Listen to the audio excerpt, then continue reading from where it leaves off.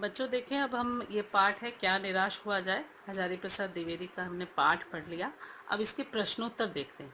लेखक ने स्वीकार किया, पहला प्रश्न है, लेखक ने स्वीकार किया कि लोगों ने उन्हें भी धोखा दिया, फिर भी वह निराश नहीं है। आपके विचार से इस बात के क्या कारण हो सकते हैं? मतलब ये जो है कुछ प्रश्न ऐसे हैं जिसके के उत्तर लिखने हैं, बाकी कुछ प्रश्न ऐसे भी हैं जो कि ऑब्जेक्टिव टाइप या दूसरे मिसलेनियस टाइप के प्रश्न हैं, तो उसको नहीं करना है। तो जो मैं इसमें दे रही हूँ उसी प्रश्न को आपको करना है। तो इसका पहला इसका उत्तर ये देखिए, वो नंबर कोई भी हो सकता है, आप देख लेना उसको, है ना। लेखक ने स्वीकार किया है कि लोगों ने उन्हें धोखा भी दिया है, फिर भी इसलिए निराश नहीं है क्योंकि उन्हें लोगों से सहायता भी बहुत मिली। जैसे टिकट बाबू ने शेष बचे पैसे लौटाए, वहीं कंडक्टर ने बच्चों के लिए दूध और पानी का इंतजाम किया, है ना। तो ये एक उत्तर ये हो गया कि इसमें ऐसा कि पैसे भी लौटाए और कंडक्टर ने बच्चों के लिए दूध भी लाए, तो उनको विश्वास जागृत हो गया। ये इस पहला। अब आप प्रश्न देखिए दूसरा, दोषों का पर्दाफाश करना कब बुरा रूप ले सकता है? इसमें इसका उत्तर है, दोषों का पर्दाफाश करना तब बुरा रूप ले सकता है जब हम किसी के आचरण के गलत पक्ष को उद्घाटित करके उसमें रस लेते हैं और उसे चोट पहुंचाते हैं। ये हो गया दूसरा आंसर। इसके बाद अब इसमें तीसरा उत्तर प्रश्न देखिए। इसका तीसरा प्रश्न है,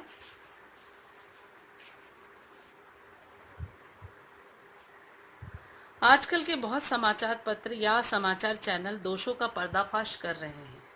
इस प्रकार के समाचार और कार्यक्रमों की सार्थकता पर तर्क सहित विचार लिखिए। अब इसका विचार लिखना अपने को कि क्या है कि आजकल बहुत समाचार पत्र जो पर्दाफाश कर रहे हैं उसके बारे में आपकी क्या राय है। तो इसमें आपको लिखना है, समाचार चैनल तथा समाचार पत्रों में होने वाले पर्दाफाश से समाज में व्याप्त बुराइयों से लोग सावधान हो जाते हैं, खतरों से बच जाते हैं, परिणाम स्वरूप लोग दुर्घटनाओं से बच जाते हैं। साथ ही बुराई करने वाले के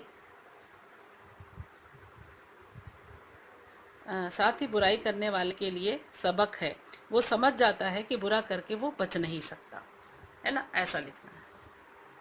इसके बाद अगला प्रश्न देखिए, इसमें क्या है कि ये जो है ऑब्जेक्टिव टाइप प्रश्न है, इसको मैंने उत्तर इसका लिख के आपको दिया है। देखिए प्रश्न चौथा मैंने दिया है, मैंने इसको, आप लोग अपने हिसाब से नंबर देख लेना।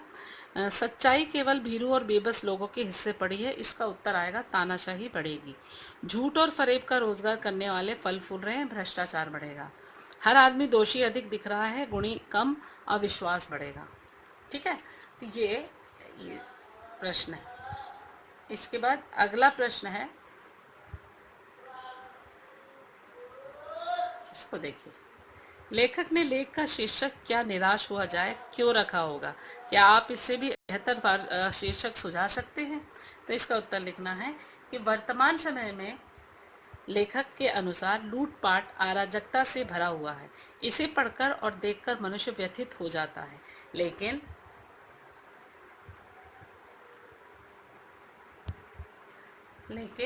जब हमारे आसपास सकारात्मक घटनाएं घटती हैं तो मन में यहाँ पर आ जाएगा, मन में, ये देखिए यहाँ पे आ जाएगा मन में, ये आ जाएगा मन में विश्वास की आस जग जाती है, जो निराश ना होने का संदेश देते हैं। इस पाठ का अन्य शीर्षक आशा भी रख सकते हैं। आशा लिखने के बाद दोनों तरफ ऐसे इन्वर्टेड लगा दीजिए, आशा भी रख सकते हैं। ठीक है, इसके बाद अगला प्रश्न है, देखिए क्या निराश हुआ जाए के बाद कोई विराम चिन्ह लगाने के लिए कहा जाए तो आप दिए गए चिन्हों में से कौन सा चिन्ह लगाएंगे? अपने चुनाव का कारण भी बताइए। यानी आप पूर्ण विराम लगाएंगे कि विस्मयादि बोधक लगाएंगे कि प्रश्नवाचक चिन्ह, क्या लगाएंगे, ऐसा लेखक पूछते हैं। तो इसमें उत्तर अपन लिखेंगे कि क्या निराश हुआ जाए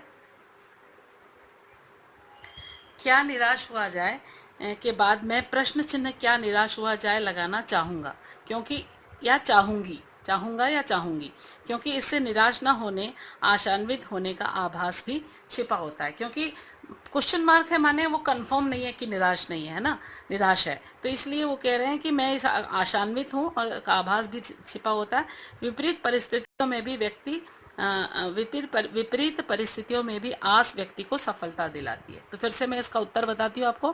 क्या निराश हुआ जाए के बाद मैं प्रश्न चिन्ह क्या निराश हुआ जाए लगाना चाहूँगा, क्योंकि इससे निराश न होने, आशान्वित होने का आभास भी छिपा होता है।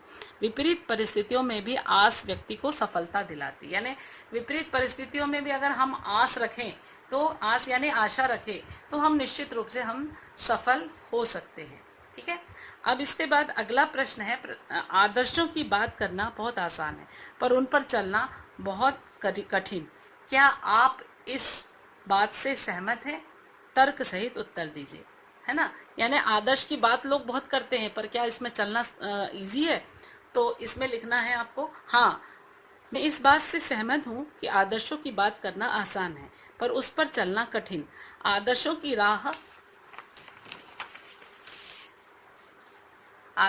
राह बड़ी कठिन है। इस राह पर चलते हुए त्याग, सहनशीलता जैसे गुणों को अपनाकर उस पर चलना, जैसे चलते हुए त्याग, सहनशीलता जैसे गुणों को अपनाकर उस पर चलना होता है, जिससे वे लोगों के सामने उदाहरण बन सके। इसलिए आदर्शों की बात, ये बिंदी भी आएगी यहाँ पे, की बात करना तो आसान है परंतु उस पर चलना सबके बस की बात नहीं है। यानी जो दृढ़ निश्चयी होते हैं वही आदर्शों पर चल सकते हैं। इस तरह से क्या निराश हुआ जाए कि इतने ही प्रश्न आपको करने हैं, बाकी प्रश्नों को नहीं करना है।